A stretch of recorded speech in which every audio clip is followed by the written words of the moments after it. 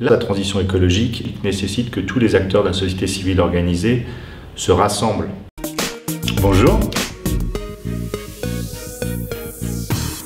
Le réchauffement climatique, les émissions de gaz à effet de serre, la menace de la biodiversité, la pollution des océans sont les conséquences malheureusement des activités des êtres humains, notamment des activités économiques. Les syndicats, à l'instar des autres organisations de la société civile organisée, ont leur mot à dire et surtout des actions à mener dans les entreprises, dans les organisations au plan national interprofessionnel.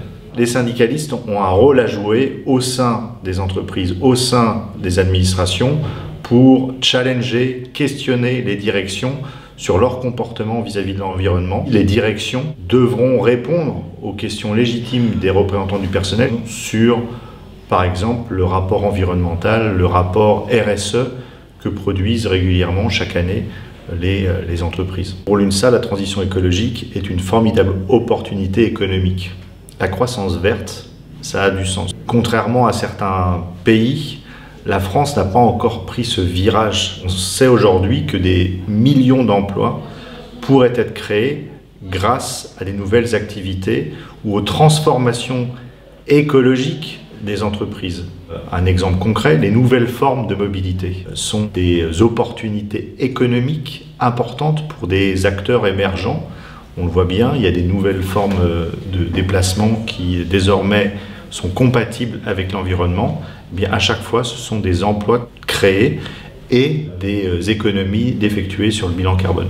Au sein de l'UNSA, nous avons créé un groupe de travail interprofessionnel dont les objectifs ambitieux sont à la fois de se positionner sur les grandes thématiques de la transition écologique et les lois en cours d'élaboration, mais également d'informer et de former nos militants sur le terrain, car les sujets sont complexes et nécessitent un peu d'expertise technique.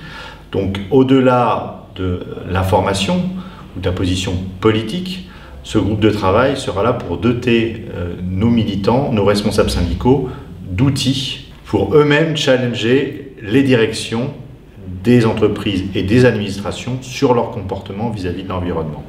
Ce groupe de travail interprofessionnel sera également là pour établir la liste des bonnes pratiques pour commencer la transformation écologique de l'UNSA, de manière à ce qu'on soit en capacité de montrer l'exemple avant de donner des leçons.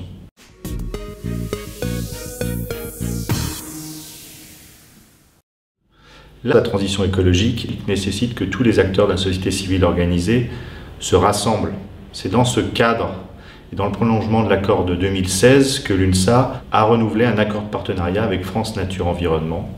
Cet accord de partenariat ambitieux nous permettra de mener ensemble des actions concrètes sur le terrain, mais également de mener des actions de formation et de sensibilisation à la nature et à l'environnement de nos militants. France Nature Environnement nous aidera à lister les bonnes pratiques environnementales que nous pourrons mettre en œuvre dans le cadre de nos actions syndicales, mais également, par exemple, de mettre en place les premières formations sur la lutte contre le gaspillage et pour l'économie circulaire. Mais l'UNSA ne s'arrêtera pas à un partenariat et nous réfléchissons d'ailleurs à établir des partenariats avec d'autres acteurs engagés dans la sphère de l'environnement.